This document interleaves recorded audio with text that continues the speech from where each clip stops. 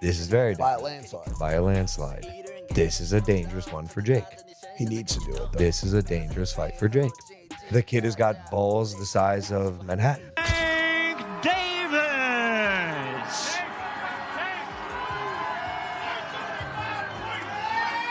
135 pounds. People are that I'm sparring and being able to see how good they are and knowing how good Tank is, it's actually going to be my toughest test to date. Logan Paul has openly shared his worries about his brother Jake fighting the new and improved Gervonta Tank Davis. He says this could be Jake's most dangerous and toughest fight yet. Logan explains that Davis has become stronger and smarter, making him more dangerous than people think. He compares it to when he fought Floyd Mayweather Jr., saying Davis now shows the same kind of speed accuracy and fight IQ that Mayweather had in his prime. Logan warns that what looks like an easy fight for Jake could quickly change once the bell rings. That's why he's honestly concerned about his brother's safety and future in boxing. This has been confirmed. Guys, this fight is actually happening. Jake is a plus 155 underdog going into the fight and taking the biggest risk he's ever taken. It's going to be on Netflix. Now, this fight I will watch. This one's crazy. Please give me the weight. Please give me the fucking weight. It's an exhibition. There is no weight. There'll be no guideline. There'll be agreed weight. A range? Yeah, there'll be agreed weight in the contract. It has to be. For Jake to come down. Correct. What will it be? It'll probably be 195, maybe 200. Still. Bro, how is that possible? I mean, bro, I did it with Floyd. You guys don't understand. Exhibitions are a real thing now. As long as people are watching, that's the metric. Yes. You know how tall? You know how tall Gervonta is? I think he's like 5'5". Not even. He's probably 5'4". Bro, okay, but look, you want to know what's going to happen in that fight? Because I'll tell you too. Tell us. Because I did the same thing. I fought a really crafty, much smaller fighter. His name was Floyd Mayweather. He's a young Floyd. Protege of Floyd. In his prime. Yes. Well, close, right? No, Gervonta's, I think he's still in his prime. That's what I'm saying. Yeah, I would, bro. This is a different fight than you and Floyd. This is very By a dangerous. landslide. By a landslide. This is a dangerous one for Jake. He needs to do it, though. This is a dangerous fight for Jake. The kid is Some boxing experts are questioning the weight issue in the Gervonta Davis versus Jake Paul fight. Davis normally fights at 135 pounds and usually stays lighter, but some believe he might come in closer to 160 pounds for this match. That's about 25 pounds heavier than usual, which could reduce the size gap between them. This extra weight could also increase Davis's punching power, making the fight more dangerous for Jake. About with Gervonta Davis, as we know, big exhibition coming up November 14th. We are going to do a live stream watch party for that. I don't know in what way, but we got to make it special. You guys know when I do these watch parties, they are insane. We want to have some guests. We may do a 24-hour. I'm not sure. Leave in the comments what you want to see, but we may be seeing the formulation of a game plan and tactics from this training footage from Gervonta Davis, and I think I may understand the key of what they want to do, how they want to go about it, and why Jake Paul might be in more trouble than I originally thought. What do I mean? The breakdown. Let's go. He is the star of Weight Concept. All right, so Calvin Ford, coach for Gervonta Davis, has been for pretty much since Gervonta started boxing. Sat down with Marcos over at Fight Hub. Shout out to Marcos for the footage, man. He's always killing the game with interviews and everything else. He sat down with Marcos, and they talked about Tank and potentially what he will do after the Jake fight, why he's doing the Jake fight, and what their biggest concerns are, which your biggest concerns end up being what you turn into your biggest weapons. The things you're most concerned about, you look to exploit because that's usually the other person's greatest strength, and behind it's their greatest weakness. So I'm going to take a look at this interview and show you guys why I think Jake might actually be in a little more trouble than I originally thought with this fight, and why I'm going to be more excited to see what Tank brings if the mindset is where I think it is. So how are we with everything, man? How's Tank been? In a good headspace, great headspace. Showbiz clarified that Tank isn't as small as people think. He's in compact reality, and built he's for short power. but very This muscular, explains how he's built able for to strength generate and such power. explosive That's shorter why than he most can hit so opponents. hard even though he's Balance shorter than and most ability opponents. to deliver knockout Showbiz blows also with said frightening Davis's precision. natural Calling him strength small gives is him an edge misleading. even against Tank bigger may fight fighters. in lower His divisions, balance, but stamina, bigger and people control of imagine. distance In help him land reality, powerful, with a frame accurate to punches. force. So Despite calling saying him Showbiz small is also misleading. pointed out that Tank Davis's may fight in natural lighter strength divisions, gives him a but he physical has the advantage, body and strength even when of a fighting much men bigger who seem man. bigger. That type of weight. He's a bowling ball. He ain't a little guy like you guys say. To take you away and say he's a little guy. But I got more receipts. Do you guys remember what 2 years ago against Mario Barrios? to make 140. He was coming down in weight.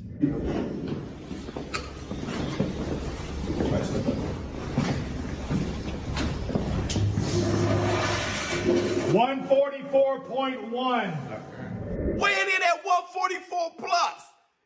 Huh? I even got more receipts for you guys. Remember against Ryan Garcia, right? You saw him stacking on snacky cakes and all kind of Skittles and shit, you know, for the All Access with him versus Ryan Garcia. I think this was like episode 2 or something. It was hilarious. But he goes in the store and they have to weigh him. And in that store, he weighs 150 pounds. Good, thank you. How much I weigh? 154. 154? Yes, sir. All right, weigh me one more time. All right, 150. 150? What is on? All right, bet. And then the most famous audio leak that the War Room made famous that we sent out and it went viral when Team Tank said that Gervonta Tank Davis walks around at 160 pounds. He ain't gonna never want to fight at 135 again. He grew up and understand. That's such a big company, man. This is walk around with him. No, walk around? Like just, you know what I mean? 160? 160? Well, he get up big, but like, this is walk around with him. British boxer Dave Allen gave a fair opinion on the matchup. He admitted he didn't like Jake Paul's fights with Mike Tyson or Julio Cesar Chavez Jr., saying they felt more like publicity stunts. But he believes the Gervonta Davis fight could be different. Allen says that as long as nobody gets seriously hurt, it's fine because it's an exhibition meant to entertain. However, he adds that even though Jake is an elite boxer, his fights still get people talking and bring attention to the sport. Fans are curious to see how far Jake can go and how Tank deals with a much bigger opponent. The thing with Jake Paul, I think he's a good area title level fighter, and that's a good level, like, and you can be proud of it. Do you know what I mean? Like, it's good, but the Mike Tyson fight I didn't like. The Chavez fight was just farcical because he's 11 years past his best, up 6 weight divisions. But less of a problem because Chavez wasn't in his 50s. Fighting the MMA guys, again, he's fighting people that don't do the same, that they're not even in the same sport. But while they're a bit older, they're still not in the 50s. So all that stuff, I won't really watch any of it. I think I've watched one fight against Tommy Fury, the only professional boxer in and around his prime years, and he got beat. But I think his area title level, I think he works really hard, I think he trains hard, and I don't think he's a bad fighter at all. I don't think he's a good fighter, but he's not a bad fighter. For his experience, he's not bad at all. But Gervonta Davis is a lightweight. So, by all means, if they make a few quid and nobody gets hurt, then great. But I certainly wouldn't be paying a penny to watch it. I think it's just absolutely ridiculous, farcical. Who wants to watch an exhibition? Gervonta Davis is in his prime years. Why is he wasting his time? Why is he having a rematch with the fella he got a draw with? Why is he not fighting? Why is he not going up a weight and fighting Lopez and Garcias and them fighters? Clarissa Shields has raised serious questions about Gervonta Davis's next move. Now that he's set to face Jake Paul, she wonders why he's thinking about retirement so soon, saying that if he sees himself as one of the best, he should be fighting names like Shocker Stevenson and Teofimo Lopez. Shields and other boxing experts believe skipping those fights makes it look like Davis is avoiding real competition for easy money fights instead. However, some fans note that Davis has been under emotional and mental pressure lately, which might be affecting his decisions more than people realize. Gervonta got skills out this world. He's a scary dude. He's scary. Ain't no way he said he's supposed to come back and get Shakur, Devin, Ryan, Teofimo, whoop all these ass. He like, I'm about to retire after I fight Jake. No, I don't let nobody talk about me like that. The way that Shakur disrespect him, the way that Devin talked to him, the way that Ryan, he already knocked out Ryan. The way that these dudes be talking, he supposed to come back and get them. He the man, right? He who everybody say is the best. I ain't leaving no food on the table. When I'm done boxing, I'm whooping all these girls. They all getting beat. Oh, you said you can beat me? Oh, okay, I'm gonna figure out what. Robert Garcia, respected boxing coach, gave a thoughtful take on Davis fighting Jake Paul. He says there's nothing wrong with the fight itself, from his vantage point, but the timing seems rather than a questionable. step toward Garcia boxing, explains that great fighters usually take big, and career-defining Garcia fights once their legacy is already according set. to Garcia, In Davis's case, fighters who've built he still needs to legendary face top status names like typically Shocker pursue monumental Stevenson or career-defining Devin Haney fights. to truly In prove his Davis's greatness. case, Garcia To are Garcia, matchups that the cement Paul fight greatness. looks more like a Fights flashy against leading sideshow than a champions step like toward Shakur boxing Stevenson history. or Devin He Haney warns that are choosing still fame over outstanding. real The Paul challenges bout could hurt resembles a Davis's flashy reputation detour, among serious immortality. fans. Like that, but I don't know. What's your just take on the whole thing? I'm not very interested. That doesn't excite me. I know it's going to do really good numbers. I know they're making a lot of money, which is good for them, good for Tank, because in boxing that's what everybody looks for. I think is, you know, the good thing is they announced it as an exhibition, which is, I'm okay with it. You know, everybody does it. Mayweather has done it. Ali did it. You know, the only thing, my personal opinion is, Tank, you know, they all did it when they had already accomplished so much. They already did so much. Mayweather did everything in boxing and accomplished everything. Muhammad Ali did the same, and many others that have done it. I think Tank never gave us the fights that we really wanted. Never really gave us those challenges. He never really challenged himself. He didn't give Rhodes that rematch, which he should have. You know, Mayweather did it when he had a hard time with Maidana and Castillo. Right away, he did the rematches to prove everybody wrong, and look at what he did. He beat him clearly. So Tank should have done the same. He didn't. That I could criticize, but then at the end also, if you're making 30 to 50 million, I don't even know what he's making to fight, to have an exhibition against just Jake Paul, I would have asked.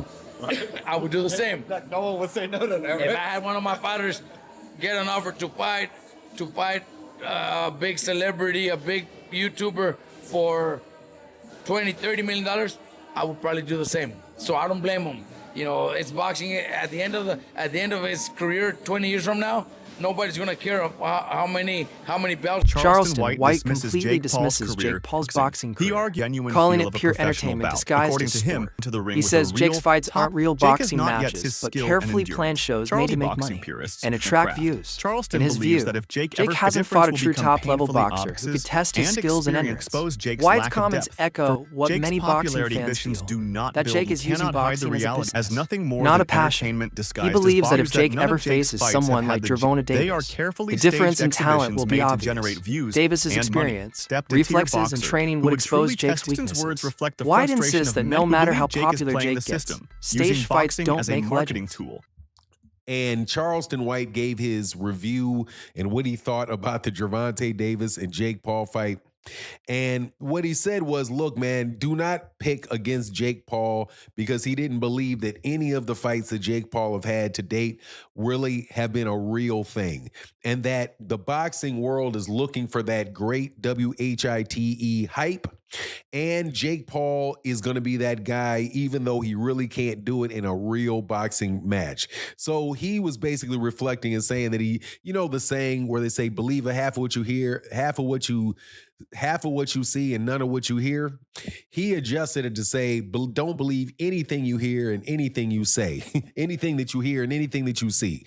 And honestly, man, when it comes to internet boxing, YouTube boxing, and what people say is going on in the media, without a doubt, I think Charleston White is 100% right about that.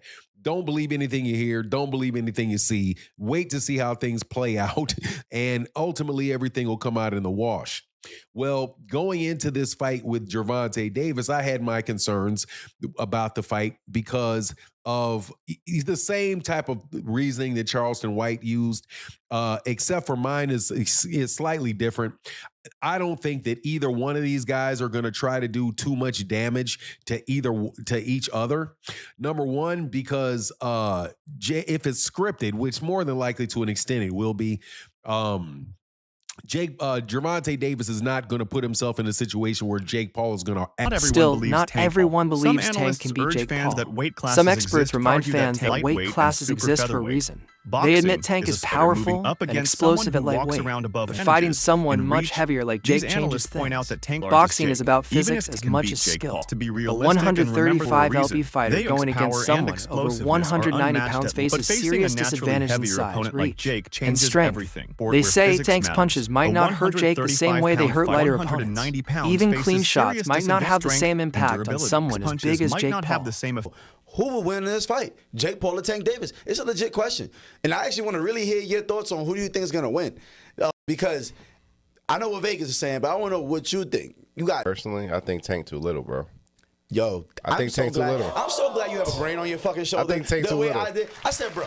I think Tank's too little. That's what I'm saying. That weight class is for a reason. Davis that weight class is for a reason. 5'5", 135 pounds. Jake Paul is 6 feet, 205 pounds. That's what I'm saying. Bro. He's too 6'1", 205. Everybody's like, yeah, bro, but Tank it only takes one good punch. Yes, it takes one good punch when you're about the same size. There's a 60, 70-pound difference in weight in these people. I don't think nobody puts the physics in mind. Jake Paul gets punched in the face by dudes 200 pounds with all their might on a weekly basis.